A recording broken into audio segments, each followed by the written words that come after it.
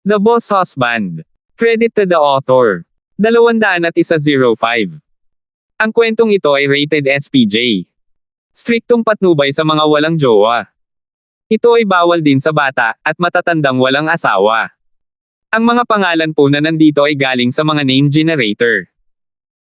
Kaya kung meron man pagkakatulad sa mga pangalan ng totoong tao o lugar, ito ay tunay na hindi sinasadya. Nang maabot ng mahinang ilaw ang pinto, napakahina na nito na halos wala nang makita, at tanging ang mga taong pumasok.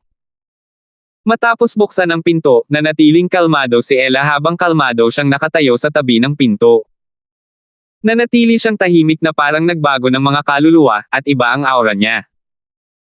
Isa-isang pumasok sa entrance ang mga figure na nakasuot ng iba't ibang itim na damit. Ang itim na combat boots na suot nila ay ang tanging bagay na pare-pareho sa kanila. Lumitaw sa harap ni Justin ang 7 lalaki na may iba't ibang ekspresyon, mayroong curiosity, excitement, interest, poker face, at higit pa, ngunit isang bagay ang sigurado, tiyak na hindi sila madaling harapin. Ang pinakaharap na tao ay isang maputi ang balat na lalaki na may proporsyonal na katawan. Ang kanyang pinakanatatanging katangian ay ang kanyang matangos na ilong, at kung mayroon mang iba, ito ay ang kanyang titig na hindi nagustuhan ni Justin. Ito ay isang titig ng pagiging may kontrol sa lahat, ang uri na sobrang kumpiyansa na nagparamdam sa iba na wala silang magagawa tungkol dito. Lumakad si Aqualinos at inabot ang isang kamay kay Justin. Ikinagagalak kitang makilala, ang pangalan ko ay Broken Blade, ako ang captain ng Dragon Group ng Yellow Flame Iron Brigades Team 1. Nakipagkamay lang si Justin sa kanya. Justin, Public Relations ng Yellow International. Bakit hindi mo gamitin ang tunay mong pagkatao? Tanong ni Broken Blade na may kasamang sardonic na ngiti. Anong pagkakakilanlan? Tagapagtatag ng bagong Zero, at tagapagmana ng hari ng impyerno, ang singsing ni Hades.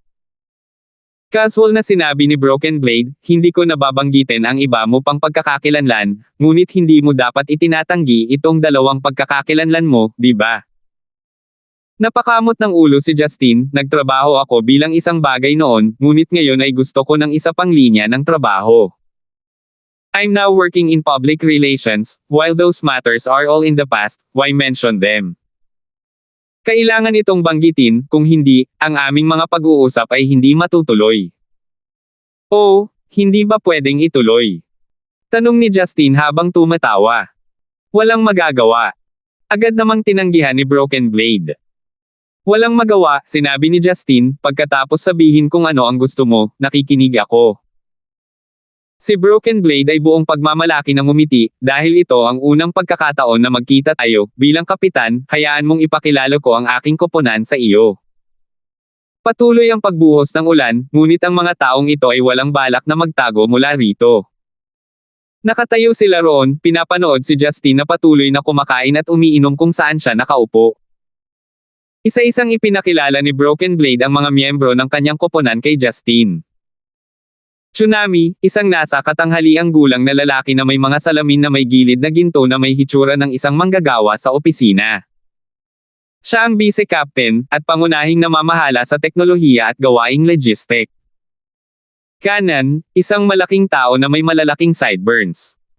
Siya ang kanilang strategic skirmisher, at isang eksperto sa mga baril at malalaking makina. Bigfoot, isang parisukat ang mukha na lalaki na humigit kumulang 30. Isa siyang dalubhasa sa close combat, rearguard, at support work. Squall, isang napakagandang binata na may mohawk na hairstyle. Dahil hindi ka panipaniwala ang kanyang chinggong, eksperto siya sa paghabol at malapit na labanan. Nightwolf, isang matangkad at maitim na lalaki na may madilim na ekspresyon. Isa siyang sniper na kayang mag-camouflage ng walang anumang bakas, at gumawa ng mga nakamamatay na shot. Nang turn na ni Ella na ipakilala, ang Broken Blade ay tumigil saglit, at sinasadyang sinabi, Leaf, dapat kang gumawa ng sarili mong pagpapakilala kay Sir Pluto. Tumingin si Leaf kay Justin. Makikita sa kanyang ekspresyon na hindi siya mapakali, ngunit malamig pa rin niyang sinabi, codename, Leaf, isang eksperto sa espionage at komunikasyon. Ngumiti si Justin na may malalim na ekspresyon, ang iyong kakayahan sa pag-arte ay talagang kapansin-pansin. Noon ko lang napagtanto na may nangyari sa labas ng pinto. Ito ay talagang isang perpektong plano na may perpektong pag-arte. Lalo na ang mga kwentong sinabi ni Leaf na wala pa rin akong nakikitang peke. Marahil ito ang pinakamataas na antas ng pag-arte, sa kabila ng alam kong peke iyon, nararamdaman ko pa rin na siya ay totoo. Nang marinig ang mga salita ni Justine, kinagat ni Leaf ang kanyang labi ngunit nanatiling tahimik. Salamat sa papuri, ngunit tiyak na marami pa ang hindi mo inaasahan, Sir Pluto. Ang mga labi ng Broken Blade ay bahagyang ngumiti, at tumingin siya sa Nightwolf. Tumango si Nightwolf, at nagsalita, naaalala mo pa ba ang boses na ito? Natigilan si Justine, dahil ang boses ni Nightwolf ay eksaktong kapareho ng malaking tao sa tren na pinangalanang, Black Loach. Dahil sa pagtuklas na ito, napabuntong hininga si Justine. Nang tingnan niya ngayon si Nightwolf, halata na ito ay isang lalaking mahusay sa malapit na labanan at sumailalim sa propesyonal na pagsasanay, ngunit ang hitsura ni Black Loach na nakita niya noon ay isang matandang magsasaka lamang, at isang bastos na tao ng kabundukan. Pumalakpak si Justine bilang paghanga, sa pagkakaalam ko, ang Yellow Flame Iron Brigade ay may dalawang dibisyon, ang Dragon Group, at Group of 8. Ang Dragon Group ay maaaring binubuo ng higit sa 100 miyembro, ngunit dahil ang kanilang individual na galing sa labanan ay hindi sapat, kailangan ng higit sa 100 sa mga pinakamahusay na secret agent na ito upang maging pantay sa Group of 8. Gayunpaman, ngayon ay tila ang Group of 8 ay kulang sa maraming departamento kung ihahambing sa Dragon Group. At least, kahit gaano pa magkaila ang mga taong iyon sa Group of 8, hindi naman siguro sila makapag-disguise to the point na hindi ko makita sa katotohanan na sila ay mga secret agent. Gayunpaman, nagawa mo ito. Nagulat din ako nang lokohin ang mga mata ni Sir Pluto, ngunit ito ay makatwiran din. Pagkatapos ng lahat, ang aming koponan ang may pinakamahusay sa pinakamahusay. 201 hanggang 2. Sa sandaling matapos magsalita si Broken Blade, ngumuso ang huling lalaking hindi pa naipakilala. Medyo mahaba ang buhok ng lalaking ito, umabot sa balikat niya. Nagkaroon siya ng sculpted face, well-building body, at isang cross-shaped scar sa ilalim ng kanyang kaliwang mata. Tip ni Master, Ham. Isang shoutout kay Rurouni Kenshin. Kung proud ka then be proud, ano ang pinagkukunwari mo? Ako, ang matandang dragon ay higit na humahamak sa mga taong katulad mo. Pinandilatan ni Broken Blade ang lalaki at sinabing, Sky Dragon. Huwag kalimutan na ako ang commander ng misyong ito. Huwag mong hamanin ang aking mga limitasyon. Sa tingin mo nag-e-enjoy akong magparaya sa nakakainis mong kalokohan. Ako, ang Old Dragon ay gustong makipaglaban sa taong si Gibson na ito. A few days ago, sinabi ni Grey Robe na mas malakas siya sa akin, hindi ko matatanggap yun. Kung hindi dahil dyan, ako, bilang bahagi ng Group of 8 ay hindi magdadalawang isip na sumali sa misyon ng Dragon Group mo. Habang sinasabi niya iyon, ngumiti si Sky Dragon kay Justine, kasama na may apelyidong Gibson, kapag natapos na ang misyon na ito, kailangan mong makipag-spar sa akin, Old Dragon. Iginiit ng matandang maulap na Grey Robe na iyon na mas malakas ka kaysa sa akin, ngunit hindi ako maniniwala dyan ng walang laban. Pag-uusapan natin yan kapag tapos na. Napangiti si Justine sa loob. Kaya ang taong ito na may dumadagandong na boses ay si Sky Dragon ng grupo ng 8. Ayon sa impormasyong mayroon siya, ang taong ito ay isang disipulo ni Shaolin mula pagkabata, nag-practice siya ng Buddhist internal martial arts, at isang orthodox practitioner ng Shaolin's Dragon Claw. Sa mga tuntunin ng pamamaraan, siya ay itinuturing na perpekto. Maliban kung kalabanan niya ang isang taong may dobleng lakas kaysa sa kanya, tiyak na hindi nila makakayanan ang kanyang Shaolin Dragon Claw. Sa grupo ng 8, siya ay ipinahayag na ang pinakamahusay sa martial prowess. Gayunpaman, hindi inaasahan na ang matandang lalaki na tinawag na Grey Robe na sumunod kay Zachary, na lolo ni Marian, ay tunay na miyembro ng Group of 8. Kung ganoon, sino si Zachary? Ano ang ibig sabihin ng maging apo niya si Marian? Sa kabilang banda, tila walang paraan ang Broken Blade sa pakikitungo sa Sky Dragon. Pinili niyang hindi siya pansinin, at bumalik sa pagngiti ng masama kay Justine, Sir Pluto, para maisegawa ang transaksyong ito sa iyo, inihanda namin ang sitwasyong ito, umaasa kaming hindi ka magagalit. Itinuro ni Justin sina Hilda at Talia na nasa mesa, kung may sasabihin ka, sabihin mo, bakit idodroga ang babae at biyenan ko. This is just for insurance, hindi ako tao na puro usapan. Mas mainam na magkaroon ng kaunting pagkilos bago makipag-ayos, huwag mag-alala, ito ay isang bagong nabuong narcotic na maaaring maging sanhi ng pagkakoma ng biktima pagkatapos ng isang takdang panahon. Hindi ito magdudulot ng anumang pinsala sa katawan. Dahan daw ang paliwanag ni Broken Blade, pero syempre, kung hindi ibibigay ang antidote sa biktima pagkalipas ng ilang oras, maaaring maging gulay ang biktima.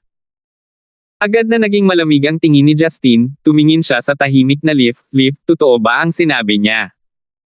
Nang inig ang katawan ni Leaf, iniwasan niya ang tingin ni Justin at sinabing, ang mga salita ni Captain Broken Blade ay totoo.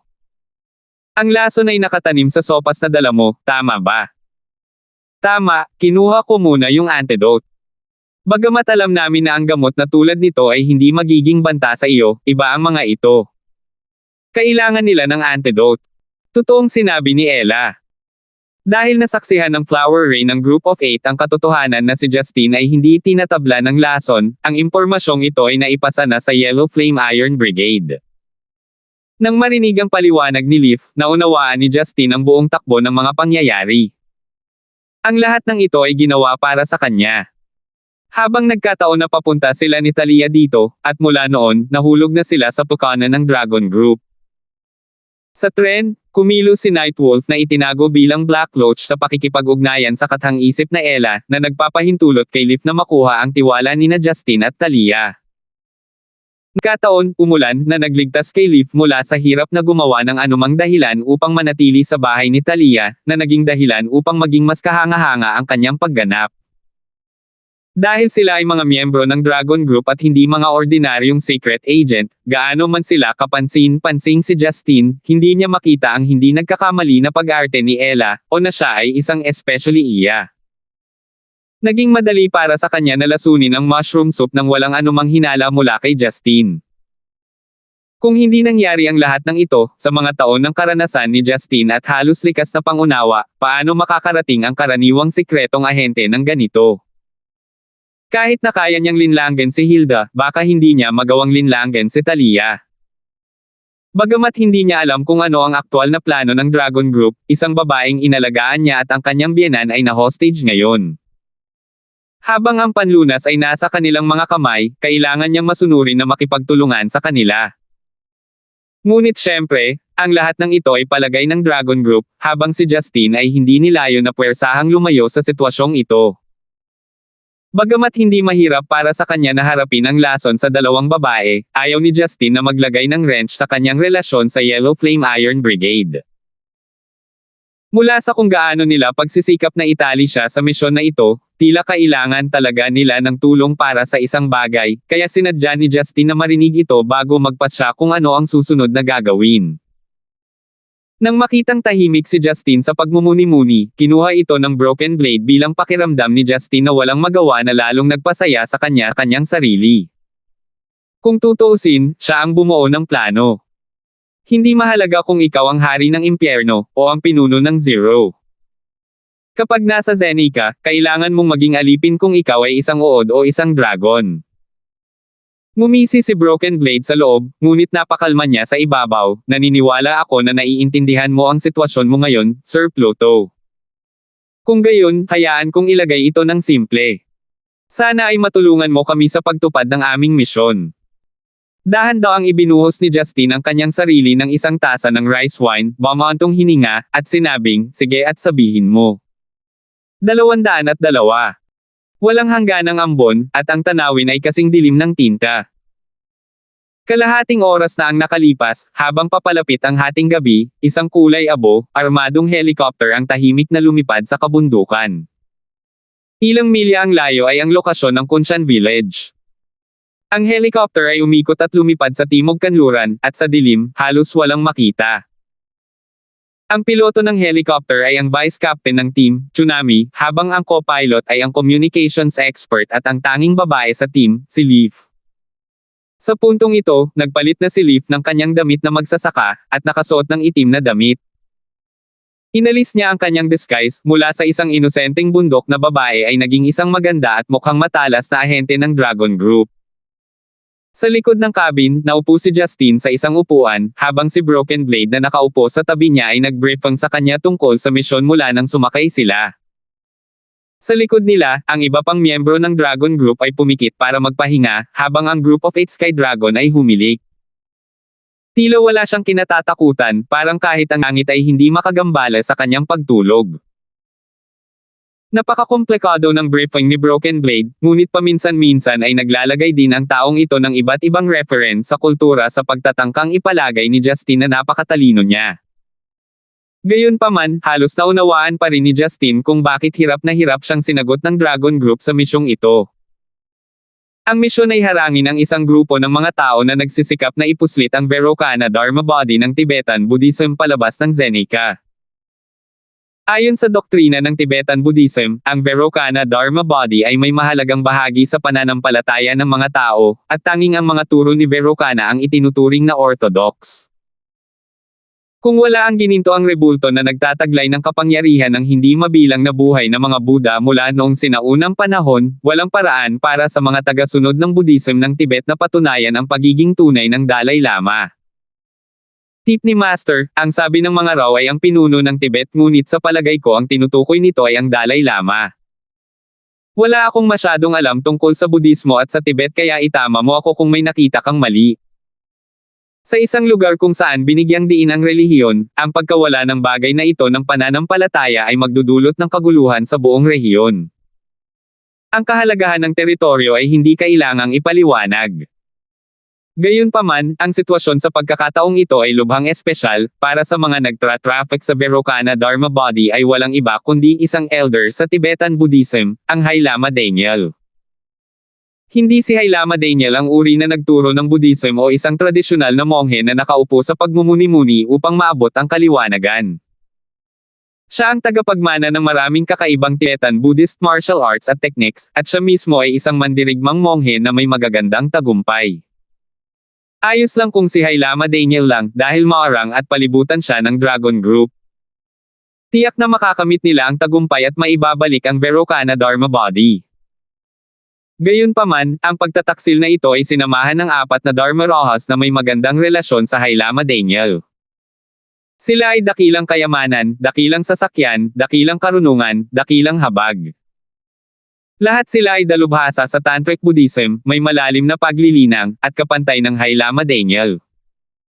Ang 5 makapangyarihang Tantric Buddhist monghe na ito ay nagplano na nakawin ang Dharma Body sa labas ng bansa. Kung hindi dahil binantayan sila ng Dragon Group at napansin ang kanilang pagtataksil, talagang huli na para pigilan sila.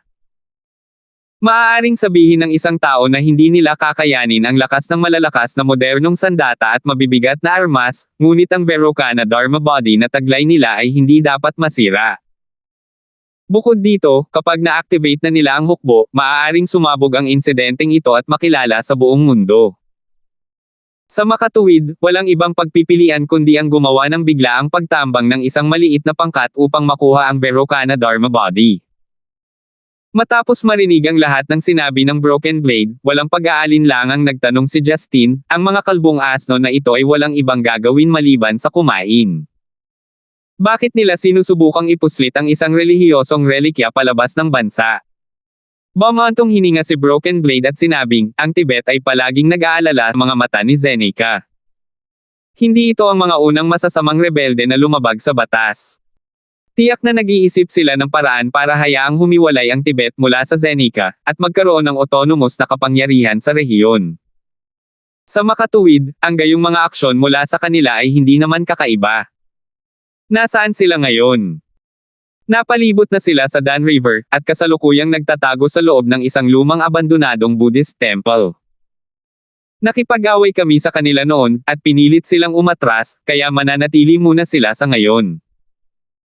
Gayunpaman, ang mga unit sa lugar ay hindi ang mga elite na espesyal na puwersa, kaya pinapanood namin sila ni Abbas Morgana at ng kanyang disipulo bilang isang walang laman na diskarte sa kuta. Dahil sa terrain, walang anumang paraan ng transportasyon ang kalaban, kaya walang magiging problema sa ngayon, ngunit hindi ito magtatagal. Sabi ni Broken Blade. Nang marinig ang pangalang, Abbas Morgana, nakita ni Justin na pamilyar ito. Pinag-isipan niya ang pangalang ito at nagtanong, iyan ba ang Abbas Morgana na pinakamatandang miyembro ng grupo ng 8? Tama, mukhang naiintindihan mo ang istruktura ng Yellow Flame Iron Brigade, Sir Pluto. Napangiti si Broken Blade. Kumunat ang noo ni Justin, bilang na si Abbas Morgana, mayroon na kayong siyam. Don't tell me natakot ka pa sa 5 kalbong asno na yan. Hindi lang 5 kalaban. Biglang sumingit si Bigfoot na nakapikit. Nagpatuloy si Broken Blade, Sir Pluto, alam mo ba kung saan nila balak ipuslit ang Dharma Body? Saan? Ang USA. Agad na naunawaan ni Justin ang dahilan ng lahat ngayon. Hinaplos niya ang kanyang ulo na parang sumasakit ang ulo, huwag mong sabihin sa akin na darating ang mga taga Blue Storm. Ayon sa maaasahang katalinuhan mula sa punong tanggapan, ang Blue Storm ng USA ay nagpadala na ng hindi bababa sa 4 sa kanilang mga lihim na ahente upang tanggapin ang mga monghe. Sa ngayon, wala pang balita kung nakalusot na ba sila sa blockade natin, pero kung nandito talaga sila, baka wala na tayong paraan para malaman. Si Sir Pluto ay dapat na napakalinaw na sa mga tuntunin ng pag-unlad ng teknolohiya, ang Blue Storm ay ang hindi mapag-aalinlanganang numero 1 sa mundo. Kung magpapakita sila, kung isasaalang-alang ang lakas ng mga ahente ng Blue Storm, magkakaroon tayo ng problema sa kabila ng pagkakaroon ng ating core team na may 9 na miyembro dahil ang Leaf at Tsunami ay hindi mga battle type na operatives, kaya maliit ang posibilidad na manalo tayo. Naging seryoso ang tono ni Broken Blade na bihira lang. 202 hanggang 2. Hindi ba't ang Dragon Group mo ay mayroong mahigit 100 lalaki sa lakas? Bakit hindi mo sila tawagan? Nakangiting tanong ni Justin. Anong alam mo? Ang may balbas na kanan ay bumubulusok na sumigaw, mayroong higit sa 100 tao lamang sa Dragon Group, ngunit kailangan nating isaalang-alang ang kaligtasan ng milyon-milyong kilometro kwadrado. Ang diskwento sa mga ipinadala sa ibang bansa, ilan ang maaari nating i-activate sa maikling panahon. Sinabi ng Solemn na Nightwolf na may malalim na boses, kanan, maging mas magalang kay Sir Pluto. Igalang mo ang aking puwet. Hindi ba't isa lang siyang lalaki na niloko natin? Hindi ko talaga maintindihan kung bakit kinailangan ng organisasyon na humingi ng tulong sa taong ito, bakit hindi na lang kumuha ng pangkat ng mga espesyal na puwersa. Mas mabuting magkaroon ng iilan pang mga tao sa halip na bumaril ng mga armor-piercing shell. Naiinis na sabi ni Kanan. Kanan, malamang nawalan ka na ng malay sa lahat ng mga pagsabog. Ang mga ahente ng Blue Storm ay kilala sa pagiging mga esper na may high-tech na firepower. Kung magpapadala ka ng isang pangkat ng mga espesyal na puwersa, hindi ba ito ay nagpapakain lamang sa kanila ng ilang mga pastry? Ngumisi si Squall. Sila ay isang grupo lamang ng mga masasamang assholes, iniisip nila na ang pagpapalit ng kanilang mga katawan ay nagiging espers, ngunit lahat sila ay genetically modified fakes. Ano ang dapat katakutin? Pagdating sa pagbaril ng baril, ako, si Kanan ay walang takot sa sinuman.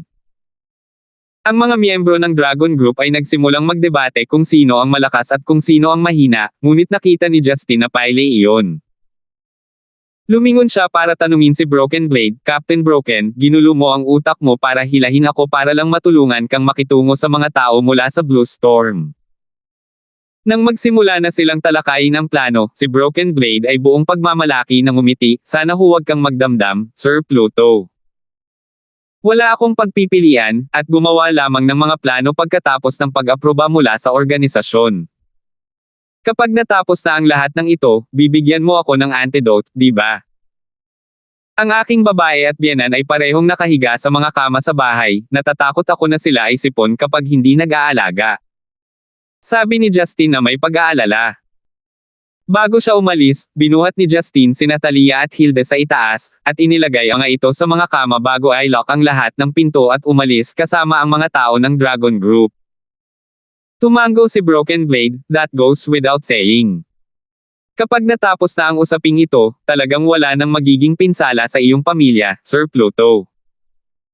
Matapos lumipad ng mahigit 2 oras ang helicopter, sa wakas ay dumaong ito sa isang mabatong lambak sa tabi ng isang ilog. Sa lugar na ito, mayroong 4 na berdeng tolda ng hukbo na itinayo, at mayroong higit sa 100 mga bantay na kumpleto ang sandata na nagbabantay sa paligid. Sinundan ni Justin ang mga tao ng Dragon Group mula sa helicopter, at pumasok sa pinakamalaking tolda ng militar. Medyo mas mainit sa loob, at ang maliwanag na bumbilya sa loob ay mas maliwanag kaysa sa liwanag ng umaga. Sa tent, may 2 prayer mat na casual na inilatag, at sa ibabaw nito ay may 2 babaeng nakasuot ng Taoist na madre. Mukhang nasa 40 na ang madre na pinakamalapit sa kanila. Siya ay may kaunting kulubot sa paligid ng kanyang mga mata, ngunit mukhang hindi kapani-pani walang kaakit-akit. Siya ay may magandang mukha at kilay, maputi na balat, mapupulang labi, at mahinahong ugali. Binilisan niya ang lahat ng mga kahon ng pagiging isang klasikal na kagandahan ng silangan. Sa tabi niya ay may isa pang madre na nakaharap din ang mga palad sa itaas. Ang kanyang mga daliri ay kasing pinong ng mga orchid, at nakasuot siya ng sombrerong madre. Ang kanyang mukha ay tulad ng natitirang nyebe sa isang puno kapag papalapit na ang tagsibol, ngunit katulad din ng nag-iisang magandang puting lotus sa isang lotus pond. Nagbigay siya ng impresyon ng pagiging inosente at dalisay, at parang nakababatang bersyon ng nakatatandang madre. Tumayo ang nakatatandang madre, tinapik ang alikabok sa kanyang orihinal na malinis na damit na tao, at sinulyapan ang mga taong pumasok. Sumunod, ang kanyang tingin ay itinoon sa mukha ni Justin, ito si Pluto. Tinapik-tapik din ng batang madre ang kanyang mga Taoist na robe at tumayo. Siya ay humigit kumulang 20 taong gulang, at tila curious sa mga bagay na hindi pa niya nakikita. Nang marinig ang tanong ng kanyang amo sa napakaseryosong tono, tumingin din siya kay Justin. Lihim na napabuntong hininga si Justin sa paghanga. Bakit naging madre itong bata at matandang pares ng madre? Ang isa ay nasa katanghaliang gulang ngunit kaakit-akit, habang ang isa ay bata at maganda. Pareho silang magagandang piraso ng sining. Sa pamamagitan ng mga Taoist na damit na nakatikip sa kanila, sila ay tila mas maganda at tinutokso ang isang tao na magkasala. Napansin ng matandang madre na nakatitig lang si Justin sa kanilang dalawa nang hindi sumasagot, at ang galit ay lumitaw sa kanyang mga mata. Pluto, ano ang tinitingnan mo? Pinilit na tumawa ni Justin, ikaw ay dapat na Abbas Morgana, at ito ay dapat na iyong disipulo. Ano ang makikita sa akin at sa aking alagad? Hindi nasisiyahan, tanong ni Abbas Morgana. Si Broken Blade at ang iba pang miyembro ng Dragon Group ay medyo kinabahan dahil alam nila ang masamang ugali ni Abbas Morgana, habang si Sky Dragon ay ngumisi. Hindi man lang ito takot kay Justin, nagbiro siya, Abbas Morgana, pinapanatili mong mabuti ang iyong sarili, anong uri ng mga pampaganda ang karaniwan mong ginagamit? Naisip ang ibahagi ito. O maaari mo ba akong bigyan ng isang lihim na formula? Maaaring hindi mo alam ito, ngunit ako ay kasalukuyang nagtatrabaho sa isang kumpanya na kasangkot sa industriya ng fashion. Gumagawa kami ng mga pampaganda, ngunit palaging naghahanap ng mas mahusay na mga formula. Kung nakikita mo ang iyong hitsura, tiyak na mayroon kang ilang paraan ng pagpapanatili ng iyong sarili, paano kung magtulungan tayo at lumikha ng isang produkto, at ibahagi ang mga kita. Casual na nagsalita si Justin, ngunit itinuring ito ni Abbas Morgana bilang malisyosong pagpukaw, at hinugot ang malamig at magandang espada sa tabi niya. Verman. Ang lakas ng loob mong magsalita ng ganyan sa unang pagkikita natin. Mukhang kailangan kitang turuan ng leksyon ngayon bago natin pag-usapan ang negosyo. Pagkatapos siyang pagsabihan, hindi inaasahang itinaas ni Abbas Morgana ang kanyang willow leaf sword ng totoo, at itinulak ito kay Justin. 203. Abbas, huminahon ka. Nang makita si Abbas Morgana na galit at umatake sa sandaling magkita sila, nabalisa ang ilang miyembro ng Dragon Group. Hindi pinansin ni Abbas Morgana ang mga salita ni Broken Blade, at ang kanyang espada ay parang isang bahid ng puti na umaakay patungo sa lalamunan ni Justin. Gusto niya ng totoo ang buhay niya. Mapait na tumawa si Justin sa loob. Hindi niya inaasahan na ganoon kapadalos-dalos ang mare na ito, ngunit hindi man lang siya nababalisa sa mapang-uyam na tulak na ito.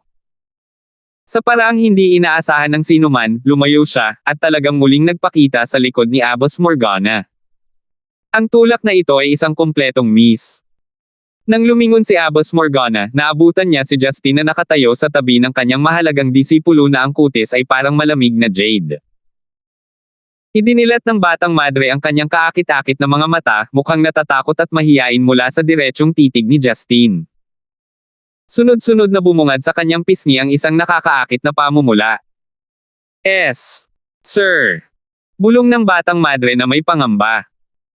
Natagpuan ni Justine na ang madre na ito ay hindi kapani-pani walang nakakatuwa, ang kanyang mga mata ay parang dalisay at walang kamali-mali na hiyas. Ang kanyang katawan ay naglabas ng isang kakaibang sariwang aura na maipaliwanag lamang ng katotohanan na siya ay nanirahan sa mataas na bundok sa loob ng maraming taon. Young lady, ilang taon ka na? Na-in-love ka na ba? Hindi napigilan ni Justine ang panunokso sa cute na maliit na madre na ito. Mukhang hindi naintindihan ng batang madre ang ibig sabihin ni Justine, pumikit siya ng paulit-ulit, at naguguluhan kung paano siya dapat sumagot. Nagalit si Abbas Morgana hanggang sa namumula ang kanyang mukha, ang lakas ng loob mong asarin ang aking disipulo, sa tingin mo ako, si Morgana ay madaling bully. Sa sandaling sinabi niya iyon, muling itinaas ni Abbas Morgana ang kanyang espada, ang kanyang pag-atake sa round na ito ay mas mabangis at mas mabilis kaysa dati. Ang kanyang espada ay nakatutok sa kanya, at isang mata na espada na chi ay sumabog pasulong. Si Justine ay hindi nang ahas na magdili-doli. Tumakas siya sa loob ng tent ng militar na hindi gaanong kalakihan, at sa tuwing umiiwas siya, may susunod na pagsabog ng sword chi. Ang mga tunog ng hangin na napunit ay naririnig ng paulit-ulit.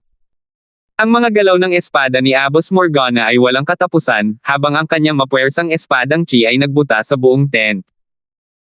Masyadong mahirap para sa iba na pigilan ang laban na ito, kaya napanood lang nila si Justine na hinahabol ni Abbas Morgana at umiwas sa lahat. Ang tolda ay naging ganap na gulo. Ang binatang madre naman ay natulala habang pinagmamasdan ang kanyang amo na hinahabol ang kakaibang lalaking iyon. Siya ay nag-aalala para sa lalaking iyon dahil ang kanyang amo ay hindi kapani-pani walang nakakatakot kapag siya ay nagagalit. Verman. Ang pagtakas ba ang alam mo lang gawin? Napagtanto na ang 12 ng mga hampas ng espada na ginawa niya ay hindi man lang nahawakan ang damit ni Justine, tumigil si Abbas Morgana sa pag-atake. Medyo namutla ang mukha niya. Tumigil sa pagtakbo si Justine, at tumawa, tulad ng inaasahan sa isa sa mga Grandmaster ng Shushan Sword Sect, ang iyong swordplay ay talagang napakatalino. I daren't receive it, kaya pinili kong tumakas. Kahit maglakas loob ka, baka hindi mo talaga kaya. Sinuot ni Abbas Morgana ang kanyang espada, at tila nasiyahan sa kanyang sarili, dahil alam mo na ang aking swordplay ay mula sa Shushan, iyon ay nagpapakita na mayroon kang kaunting pananaw. Hindi ako makikipagtalo sa iyo sa ngayon, ngunit kapag natapos na ang misyon na ito, aayusin natin ito. Ang mga tao ng Dragon Group ay nakahinga ng maluwag. Si Abbas Morgana ay bahagi ng grupo ng 8, ngunit mayroon din siyang malaking kapangyarihan sa loob ng Yellow Flame Iron Brigade, kaya talagang hindi sila naglakas loob na saktan siya. Salamat sa pagiging magnanimous, Abbas. Pag-usapan muna natin ang negosyo ngayon. Sabi ni Broken Blade sabay ngiti ng pilit. Tumango si Morgana, at sinenyasan ang natulala na batang madre na nakatayo pa rin sa isang sulok. Lucille, halika sa tabi ni Master, huwag mong hayaang lumapit sa iyo ang verman na iyon. So ang pangalan mo ay Lucille. Tumayo si Justine sa tabi ni Lucille at nakangiting nagtanong. Ang batang madre na si Lucille ay tumingin sa kanya ng may pangamba, pagkatapos ay tumakbo upang magtago sa likod ni Morgana na parang isang cute na maliit na kuting. Naging panghihinayang ang mukha ni Justine. Sa totoo lang, ito ang unang pagkakataon na talagang nakakita siya ng mga madre dito sa Zenica, ngayon alam na niya kung ano sila. Ang mga madre ay isa sa mga trabahong nagbigay sa mga tao ng maraming makulay na pantasya, kaya naman siya ay interesado. Bagamat pareho silang Daoist na madre na hindi kasing dalisay ng mga Buddhist na madre, sila ay hindi kapani-pani walang maganda. Gayunpaman, gusto siyang hampasin ng matanda, habang ang nakababata ay natatakot sa kanya, ano ang magagawa niya sa ganoong sitwasyon. Si Miss Lucille ang huling disipulo ni Abbas Morgana, mangyaring huwag mo siyang guluhin, Sir Pluto. Payo ni Broken Blade.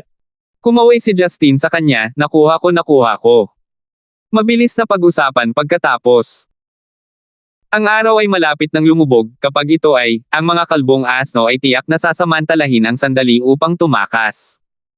Kumunat ang noo ni Abbas Morgana, anong kalbo ng mga asno? Kahit na magrebelde ang Hailama Daniel at ang apat na Dharma Rahas, sila pa rin ang reinkarnasyon ng matataas na monghe sa Tibetan Buddhism. Paanong tawagin sila ng isang mabangis na tulad mo na marunong tumakas? Nahihiya, ngumiti pabalik si Justin at tumahimik. Ang matandang madre na ito ay nagalit ng hindi kapanipaniwala mula sa kanyang bahagyang mapanlinlang na titig, kaya mas mabuting humiga na lang siya. Sa kabilang banda, lihim na iniangat ng batang madre na si Lucille ang kanyang ulo upang tingnan si Justin.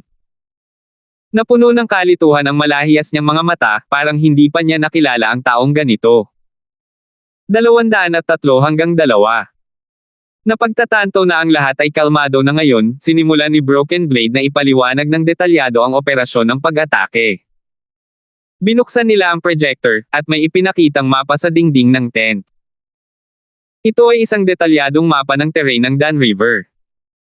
Itinuro ni Broken Blade ang mapa at ipinaliwanag, kasalukuyan kaming nakatayo sa itaas na bahagi ng kanyan. Sa ibaba ay isang maliit na alluvial plain, at ang sinaunang Coiling Dragon Temple ay matatagpuan sa katimugang bahagi ng kapatagang ito.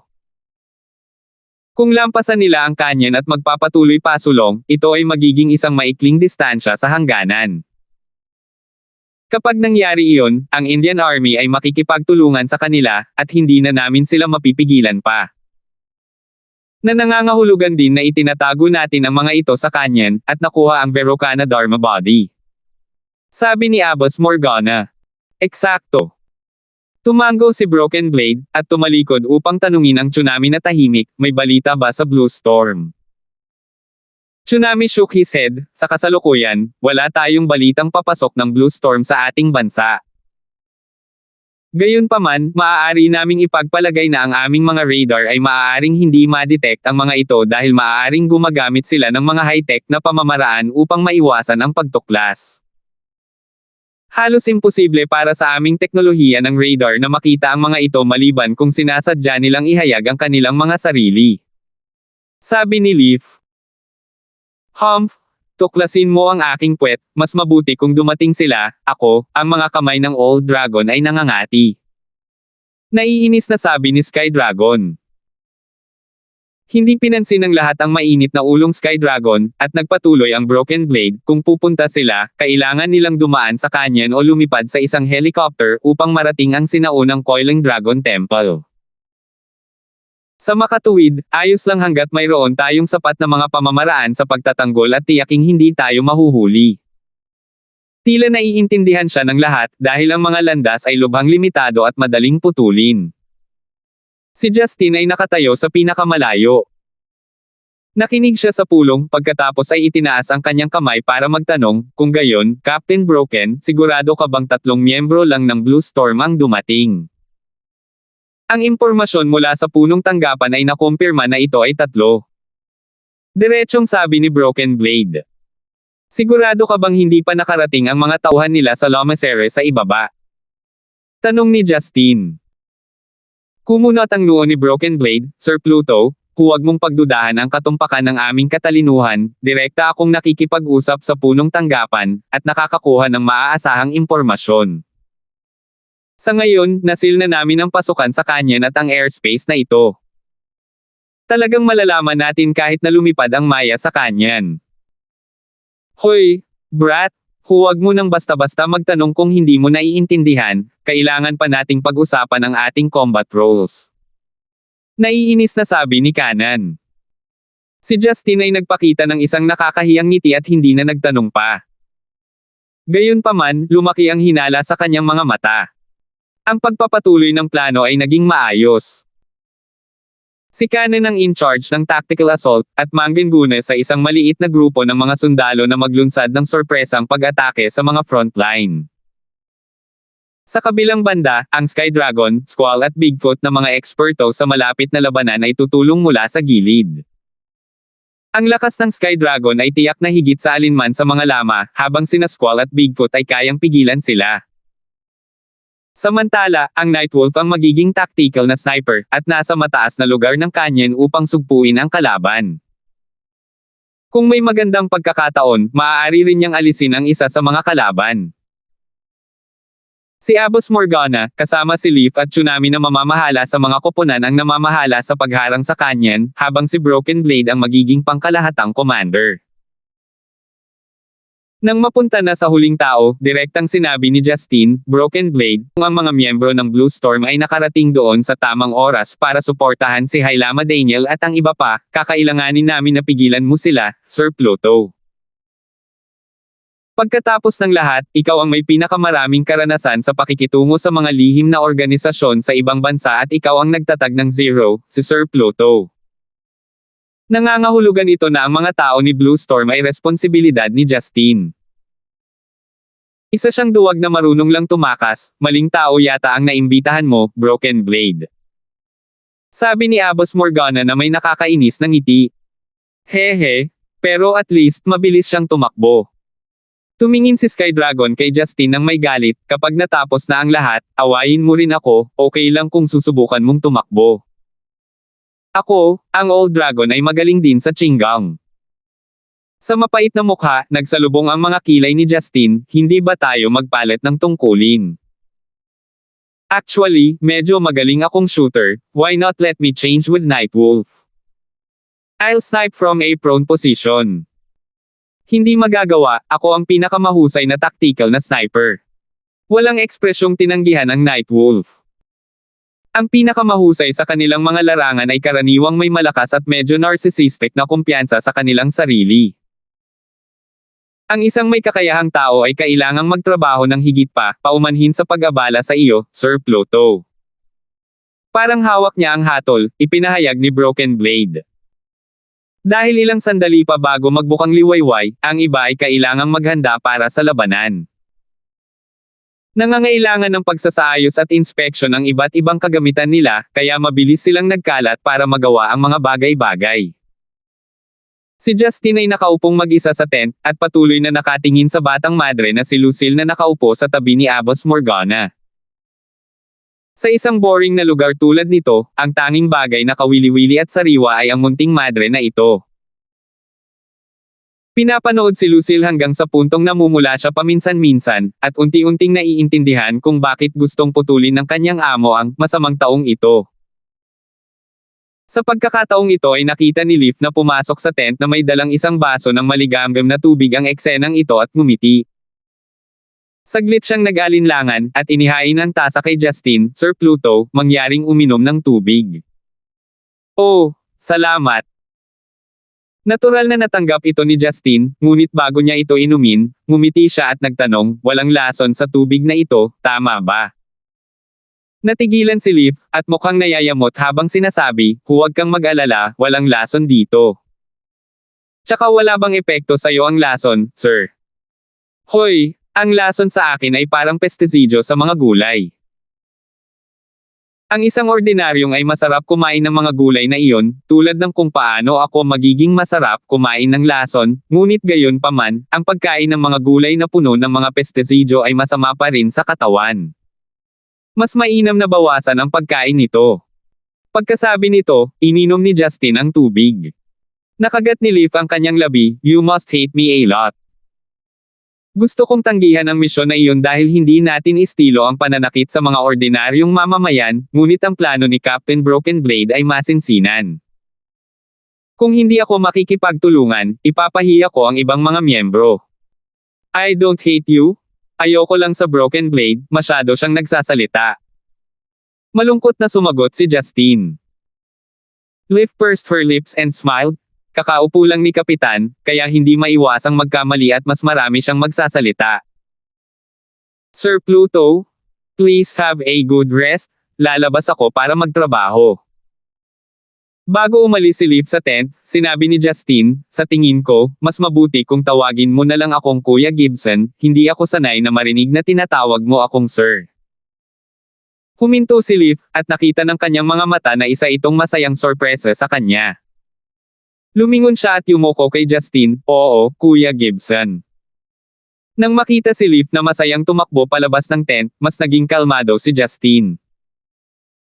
Masasabi niyang naghihirap din si Leaf sa loob, napakadalaga niya, ngunit kailangang magsinungaling at lason ang iba. Kahit na siya ay isang profesional na sinanay na nangungunang sikretong ahente, hindi ito isang bagay na madali niyang magagawa. Biglang nagmulat ng mata si Abs Morgana na nagpapagaling sa pagdarasal, bukod sa pang-aakit sa mga binibini, ano pa ang alam mo? Malinaw na naniniwala siya na sinusubukan ni Justin na mapalapit kay Leaf. Hindi maintindihan ni Justin kung bakit patuloy siyang sinasalungat ng madre na ito. Agad niya itong pinandilatan ng mata, "Marunong din akong manligaw sa mga matandang babae na tulad mo, Abbas." 204.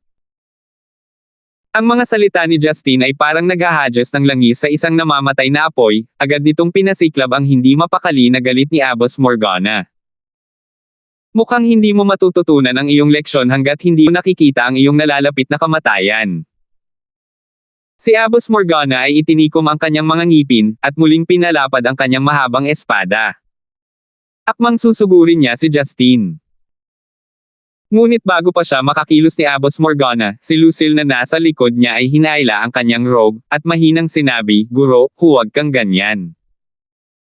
Huwag na lang natin siyang pansinin sa ngayon at mag-focus muna sa pagtapos ng misyon." Ang apoy ni Abbas Morgana ay napatay sa isang iglap. Nakahinga siya ng maluwag at sinuot ang kanyang espada, pagkatapos ay ngumiti kay Lucille, "Sige, makikinig ako sa iyo. Lumipat tayo sa kabilang tent para layuan ang mabahong lalaking ito." "Okay." Si Lucille ay masunaring tumayo at naglakad patungo sa exit kasama si Abbas Morgana habang hawak ang kanyang siko. Nang sila ay lalabas na, palihim na inikat ni Lucille ang kanyang ulo at inilabas ang kanyang dila kay Justin. Naghanda si Justin para sa isa pang round ng pagtakas, ngunit hindi niya inaasahan na ang isang pangungusap mula sa batang madre ay mas epektibo kaysa sa 1,000,000 toneladang yelo sa pagpuksa sa galit ng matandang madre. Napangiti siya nito ng mapait. Pagkaalis ng mga madre sa tent ay muling bumalik si Leaf na kanina lang nasa tent. Nang makitang nanlumo si Justin, ngumiti siya at sinabing, "Kuya Gibson, huwag mong maliitin si Miss Lucille. Siya ang disipulong si Abbas Morgana ang pinakamahalaga, at sa murang edad, na-master na niya ang 80% ng swordplay ni Abbas Morgana. Siya ay itinuturing na magiging haligi ng Yellow Flame Iron Brigade, kahit si Kuya Sky Dragon ay hindi nangangahas na maliitin si Miss Lucille. No wonder she dotes on her so much, at dinala pa siya sa ganitong sitwasyon." Tumango si Justin bilang pag-unawa. Noong una ay nag-iisip siya kung magiging pabigat ba ang batang madre na ito, ngunit ngayon ay nalaman niyang medyo malakas siya. Humajejek si Leaf at sinabing, si Miss Lucille ay naging disipulo ni Abbas Morgana noong bata pa siya. Hindi siya umaalis sa tabi ni Abbas Morgana, at ginugugol ang halos lahat ng kanyang oras sa paglilinang sa Shushan. Nagsimula lang siyang tuklasin ang secular na mundo 2 taon na ang nakararaan, labis na nag-aalala si Abbas Morgana na baka mabuli siya, kaya naman siya ay binabantayan ng mabuti. "Kuya Gibson, kung talagang interesado ka, kailangan mong lampasan ang hadlang na pinangalanang Abbas Morgana." Nang marinig ito, nakaramdam ng inis si Justin. Alam niyang hindi madaling pakisamahan ang matandang madre, ngunit nang maisip niya ito ay napagtanto niyang may mali, kailan pa niya sinabi na gusto niyang sunduin ang batang madre na iyon. "Hey Leaf, parang may mali ka sa pagkakaintindi. Ang Kuya Gibson mo ba, mukha akong playboy na nahuhulog sa bawat magandang babae na dumadaan. I just wanted to show more care towards her because that young lady appears so soft like a pure white tofu, and is also cute and inosente. Wala akong ganoong karumal-dumal na pag-iisip." Matuwid na sinabi ni Justin. Talaga. Kasamukha niya ang hindi paniniwala ni Leaf. Labis na nagalit si Justin. "Ibig mo bang sabihin ay posibleng hindi ito totoo? Idagdag pa ang lahat ng manliligaw ko, wala pa akong 10 sa kanila." Smack! Ang malaking palad ni Justin ay tumama sa magandang puwitan ni Leaf, mayroon itong magandang texture. "Oh! Nahihiyang umiwas si Leaf sa isang tabi, bakit mo ako sinaktan, Kuya Gibson? Well, it's your own fault for being suwayan. Una kang nagsinungaling sa akin, at ngayon ay nagdududa ka sa aking marangal at dalisay na pagkatao. Ibinigay ni Justin ang walang laman na tasa kay Leaf, at umalis sa tent ng hukbo ng may malalaking hakbang. Tulala na nakatayo si Leaf doon. Ilang sandali pa ay sumilay ang ngiti sa kanyang mga labi. Ang pagtama ni Justin ay talagang nakapagpaginhawa sa kanya, dahil nangangahulugan ito na si Justin ay hindi nagtatanim ng sama ng loob sa kanya. Nang sumapit ang madaling araw, sa wakas ay crunch time na para sa mga nasa kanyan. Ang mga target, si Hailama Daniel at ang apat na iba pa ay nanatili sa Coiling Dragon Temple nang walang anumang paggalaw. Halos parang wala silang balak umalis. Ang plano ng labanan para sa umaga ay hindi tumanggap ng pagkaantala. Natapos ang paghahanda ng lahat, at inilipat ang mga tolde sa pasukan ng kanyan, kasama ang lahat ng kagamitan. Sa ilalim ng utos ni Broken Blade, pinangunahan ni Kanan ang mga sundalong pinili mula sa mga hangganan na ganap na armado, at nagsimulang magtungo pababa sa sinaunang Coiling Dragon Temple. Si Nightwolf ay nakahandusay na sa tuktok ng kanyan. Mula roon, tanaw na niya ang buong paligid ng Coiling Dragon Temple, at nakumpirma na walang anomalya. Sa pasukan ng kanyan, ang iba pang mga sundalo mula sa hangganan ng hukbo ay nakagawa na ng blockade. Pinangunahan ni Abbas Morgana si Lucille, kasama ang Tsunami at Leaf na namamahala sa koordinasyon at komunikasyon.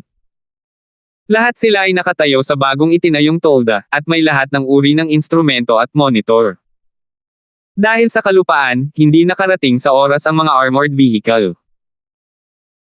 May helicopter na magagamit nila, ngunit wala itong gaanong gamit sa ganitong labanan dahil mahina ito laban sa mga pag-atake. Sa makatuwid, ang pagpapadala ng mga sundalo sa labanan ay naging lubhang mahalaga sa sitwasyong ito. Si Justin ay nasa tent din. Mula sa mga monitor, pinanood niya habang pinamunuan ni Kanan ang isang team para palibutan ang Coiling Dragon Temple.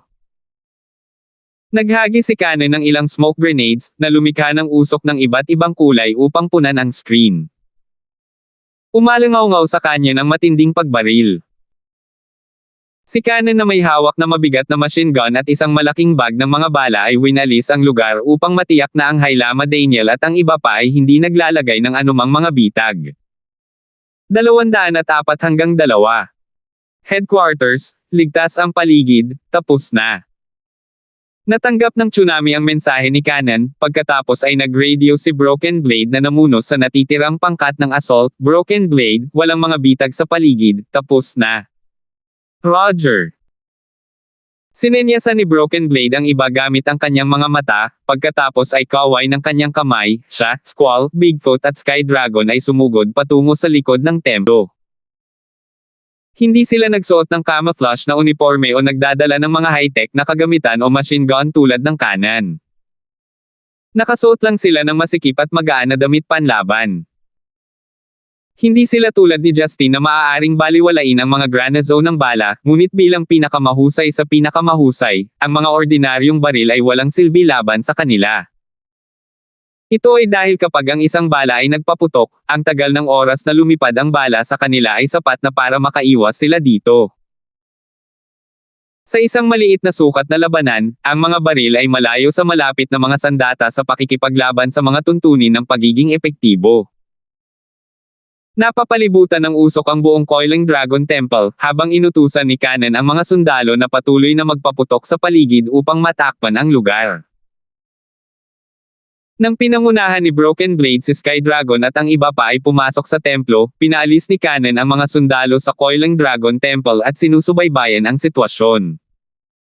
Sila ay pagong sa loob, mag-ingat sa mga bitag. Sabi ni Kanan habang umaakyat sa main entrance ng templo. Ikinaway ni Broken Blade ang kanyang kamay, at ang iba ay dumaikit sa kanyang likuran. Sa tent sa entrance ng kanyan, tinanggal ni Leaf ang kanyang earphones dahil hindi niya makita ang nangyari sa templo. Tinanong niya ang Tsunami, wala pa bang balita tungkol sa Blue Storm? Nope, wala pang balita mula sa headquarters. Dati, direktang nakikipag-ugnayan si Captain Broken Blade sa punong tanggapan. Kung may balita, si Captain Broken Blade ang unang makakaalam. Maaaring ang mga tao ng Blue Storm ay nagpasya na huwag pumunta dahil ito ay masyadong mapanganib. Tanong ni Leaf na nakakunot ang noo. Walang sagot ang tsunami, kaya umiling siya para ipahayag na hindi niya alam. Sa pasukan ng tent, patuloy na sinisindi ni Justine ang kanyang sigarilyo, ngunit dahil sa mataas na altitude ng mga ito, nahirapan ang lighter na magsindi. Matagal siyang nagsindi ng sigarilyo. Bumuga siya ng usok sa kasiyahan, pagkatapos ay bumantong hininga at sinabing, sa aking palagay, walang saysay na magbantay dito. Paano kung pumunta tayo sa templo at tumingin sa halip? No can do. We can only control the situation on the outside by staying here. Kung sakaling dumating ang Blue Storm, talagang kailangan nating pigilan sila sa pagsali sa Hailama Daniel at sa iba pa dito mismo. Tsunami said with straight face.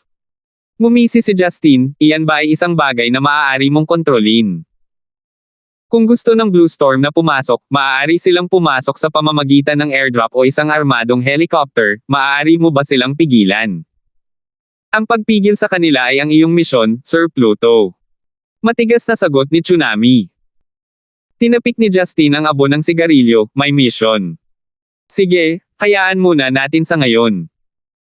Pero hindi ba kayo nakakapagtaka na pinili ng Hailama Daniel na manatili sa Coiling Dragon Temple na iyon sa halip na tumakas sa gabi? Natakot sila sa amin at hindi sila nang ahas na gumawa ng walang ingat na mga galaw. Ang tanging pagpipilian nila ay maghintay para sa reinforcement. Biglang sabi ni Abbas Morgana. Iyon ay mga haka-haka lamang na iyong narating. Walang magawang ngumiti si Justine, ang tanging dahilan kung bakit hindi kayo naglakas loob na gumamit ng malalakas na armas ay dahil ang Verokana Dharma Body ay mas mahalaga kaysa sa kanilang buhay at hindi dapat makatanggap ng anumang pinsala. Siguradong alam din nila ito. Kung ako sila, na nasa isang sitwasyon kung saan malapit na ako sa hangganan, mas gugustuhin kong gamitin ang proteksyon na inaalok ng Verokana Dharma Body at sa halip ay sumugod sa hangganan sa gabi. Kahit na maorang mo sila, hindi ka pa rin basta-basta gagawa ng hakbang. Ito ay mas mabuti para sa kanila kaysa maghintay sa templo para mahuli mo sila. Malamig na ngumuso si Abbas Morgana, utter bullshit. Sa sandaling umalis sila sa templo, isang sniper ang kukuha ng pagkakataon na patayin sila. Higit pa rito, dahil nakipag-ugnayan na sila sa Blue Storm, iisipin nilang mas ligtas na maghintay sa pagdating nila. O Abbas. Hindi alam ni Justine kung tatawa o iiyak, marahil hindi ka pa nakikidigma at hindi ka pa nakakaputok ng baril, kaya hindi mo alam kung paano maging isang sniper. Maraming mga kalkulasyon at parameter ang kailangang gawin para sa isang sniper na kumuha ng tamang shot. Ang Nightwolf ay hindi nagdala ng sinuman upang tumulong sa mga kalkulasyon. Puro sa kanya lang, napakababa ng tsansa na tamaan ang mga llamas na may malalim na cultivation level, lalo na kapag nakabantay. Bukod dito, kailangan ding isaalang-alang ng Nightwolf na hindi niya dapat sirain ang Verokana Dharma Body. Tulad ng para sa mga reinforcements, iyon ay hindi gaanong kahulugan. Bago ako dumating, ang magagawa mo lang ay bitag sila sa templo, hindi kaya nila alam na maaari ka ring magdala ng mga pampalakas. Kahit na pinili nilang hindi hintayin ang mga tao ng Blue Storm, ang sitwasyon ay hindi magbabago ng malaki. Matapos marinig ang kanyang mga salita, ang kanilang mga ekspresyon ay napalitan ng malalim na pag-iisip. Kung titingnan sa ganitong paraan, talagang kakaiba ang mga pagpipilian ng limang llamas. Lalo na't hindi pa rin sila nakaka-move up hanggang ngayon. Ang batang madre na si Lucille naman ay tumingin sa kanila ng may pag-uusisa. Parang hindi niya maintindihan ang nangyayari. May katuturan ng pagsusuri ni Sir Pluto, ngunit ang plano ay naisakatuparan na, hindi tayo dapat basta-basta gumawa ng mga pagsasaayos. Sabi ni Tsunami na nakakunot ang noo. Biglang nayanig ang imahe sa mga monitor at naging ganap na kadiliman. Natigilan ang lahat dito, agad na sinimulan ni Leaf ang pagpindot sa keyboard sa bilis ng kidlat, ngunit walang nagbago. Nagdilim ang kanyang ekspresyon, at sinabi niya, masama ito, isang malakas na electromagnetic interference ang pumutol sa lahat ng komunikasyon.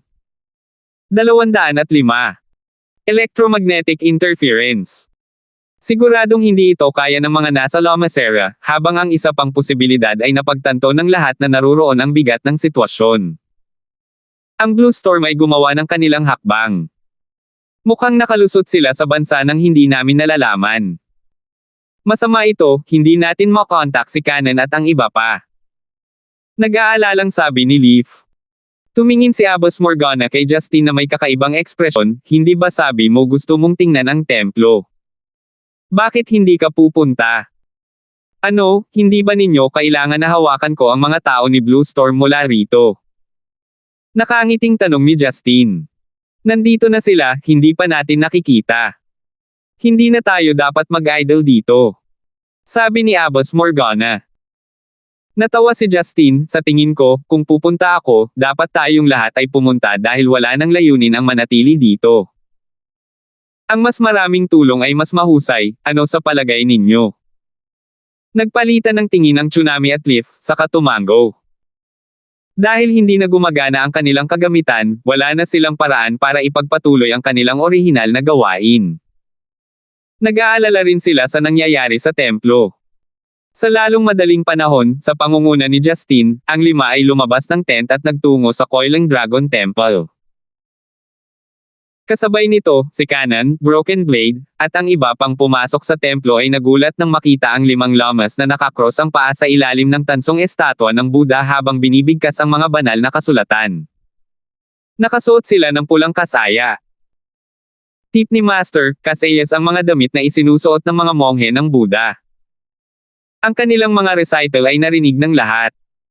Mayroong 2 matatandang haligi sa bulwagan, at ang pintura dito ay natuyo na lahat. Nakalagay sa harap ng rebulto ang isang nasusunog na insenso na nagpabango sa templo. Walang indikasyon ng anumang paghahanda sa pakikipaglaban, para bang isa na lang itong umaga sa kanila. Si Hailama Daniel ay may puting kilay, at mukhang matanda at haggard. Gayunpaman, mayroon siyang isang pares ng matatalas na mata na parang sa isang agila. Tinitigan niya ng diretso ang 5 taong pumasok sa templo. Ang 4 na Dharmarahas na nakaupo sa harap niya, ang dakilang kayamanan, dakilang sasakyan, dakilang karunungan, at dakilang pagkahabag ay mukhang medyo matipunong nasa katanghaliang gulang na mga laman na may nakalaylay na mga tainga. May hawak silang black jade prayer beads, at may mga kalmadong ekspresyon. Walang ibang makikita sa loob ng templo. Bilang isa na may pinaka-agresibong personalidad, si Cannon na hindi nakita ang Verokana Dharma Body sa templo ay agad na bumaril ng mga bala sa buong tiles ng templo. Daniel. Ibigay ang Verokana Dharma Body. Sigaw ni Cannon.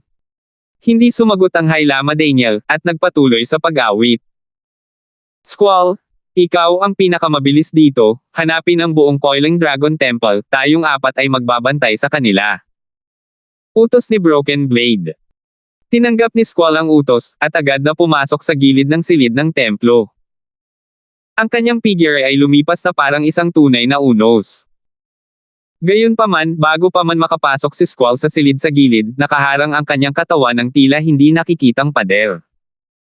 May tunog ng paghampas niya dito, at pinalipad siya pabalik.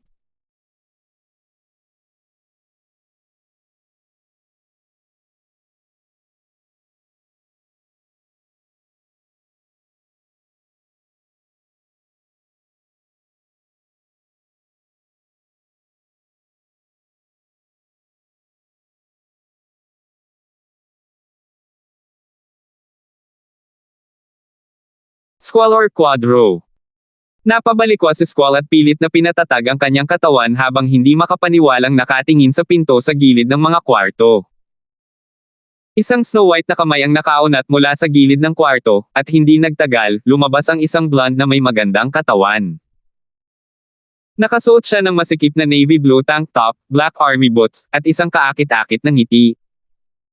Tiningnan niya ang lahat ng naruroon gamit ang kanyang kayumangging mga mata at nagsalita sa hindi maayos na Mandarin, "Hello there." Sa sandaling lumitaw ang blonde na babae, ang kapaligiran sa templo ay nagyelo. Isang miyembro ng Blue Storm. Sabi ni Bigfoot na nakakunot ang noo, nakapasok na sila sa Coiling Dragon Temple. Captain, may mali sa ating katalinuhan, masama ito. Sabi ni Squall. Napatikip ng ngipin si Broken Blade, hindi matutulungan ang isang pagkakamali sa katalinuhan, ang teknolohiya ng kalaban ay higit pa sa atin. Ang aming detection system ay hindi perpekto, ngunit wala kaming pagpipilian kundi ang dalhin ang mga ito ng maaga ngayon. Sa pagkakataong ito, gumawa ng malaking hakbang si Sky Dragon, kailangan nating hulihin ang pinuno bago harapin ang mga alipin, dahil hindi na posible ang pag-atres, harapin muna natin ang mga matandang lama.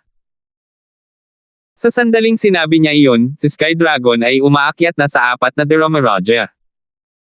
Samantala, ang 4 na Dharmaraja sa wakas ay bumangon mula sa kanilang posisyon sa pagdarasal. Lahat sila ay naka-cross arm sa harap ng kanilang katawan, at inikat ang kanilang mga katawan habang bumangon.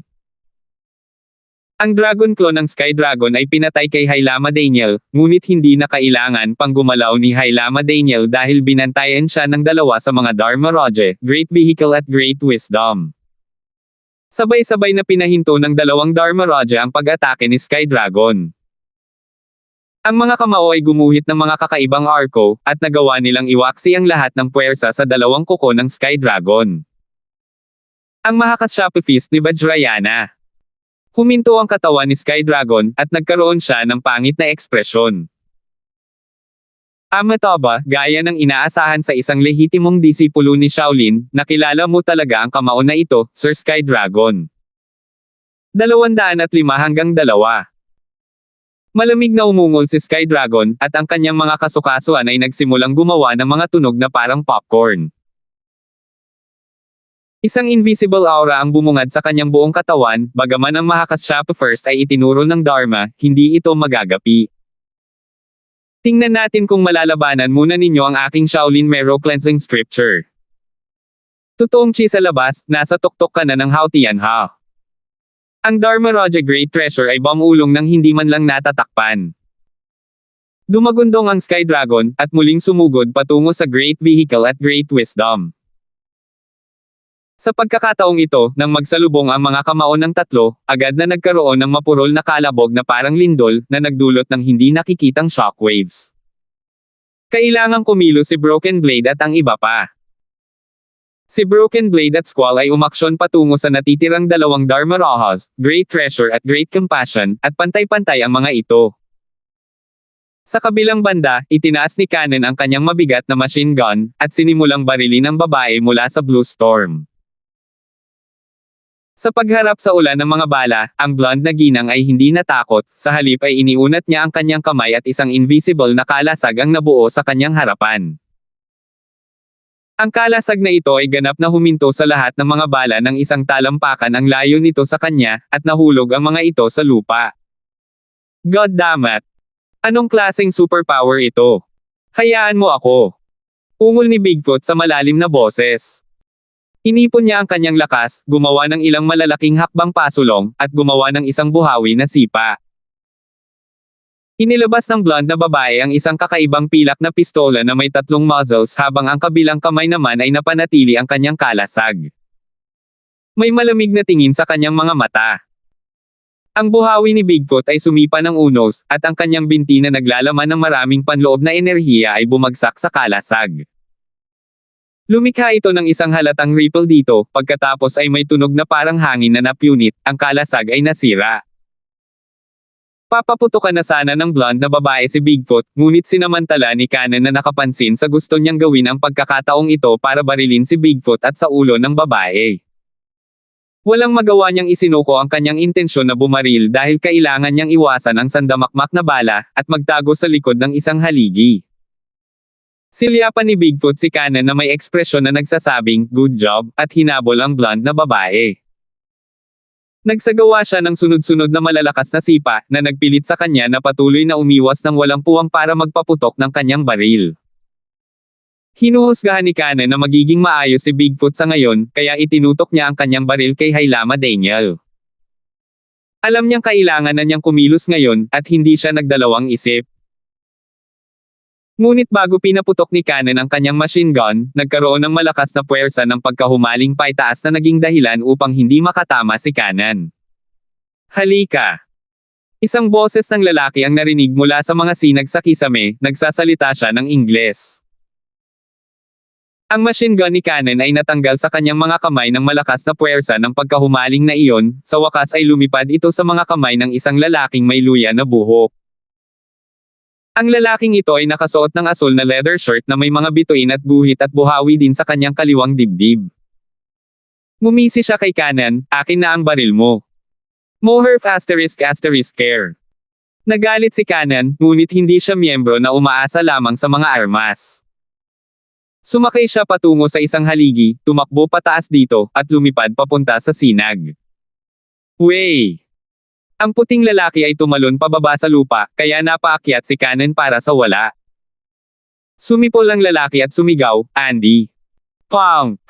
Carlos! Oras na para sa palabas!" Pagkatapos niyang sumigaw, lumabas sa gilid ng kwarto ang dalawang malalaking itim na lalaki na nakasuot din ng asul na sando. Nakasuot sila ng itim na salaming pang-araw at may malawak na ngiti sa kanilang mga mukha. Meron ding isang maputi na nakasuot ng brown na sunglass na medyo maliit ang pangangatawan.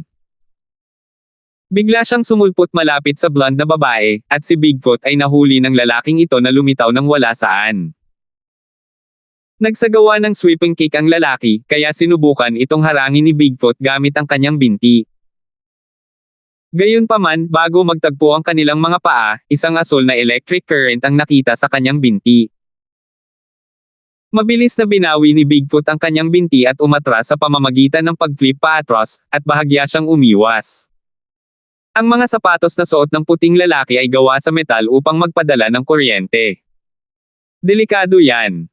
Pawis na pawis si Bigfoot. Sa isang showdown kung saan hindi niya alam ang mga barahan ng kanyang kalaban, wala siyang paraan upang bantayan ang kanilang mga pamamaraan.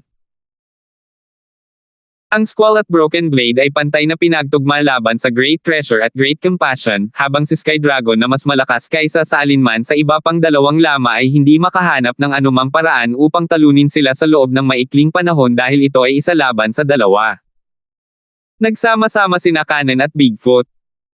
Sa pagtingin sa 5 miyembro ng Blue Storm na lumitaw, sila ay natigilan. Ano ba, hindi ba silang 3 lang? Nanatiling nakabantay si Cannon habang pinagmamasdan ang 5 na papalapit sa kanila. Pinindot ni Bigfoot ang radio button sa kanyang earphone, ngunit ang narinig niya ay ang distorted radio noise. Agad na namula ang kanyang mukha, naputol na ang komunikasyon, wala nang paraan para humingi ng tulong. Sinubukan ito mismo ni Cannon, at iyon nga ang nangyari, ngunit hindi siya nataranta. Naglabas siya ng 2 malalaking caliber automatic na baril mula sa kanyang likod, nagluwa ng laway at sumigaw, "Ang isang tunay na tao ay namatay ng marangal, ilagay natin ang lahat ng mayroon tayo." Salamat po at sinamahan ninyo ako, ingat lagi mga master.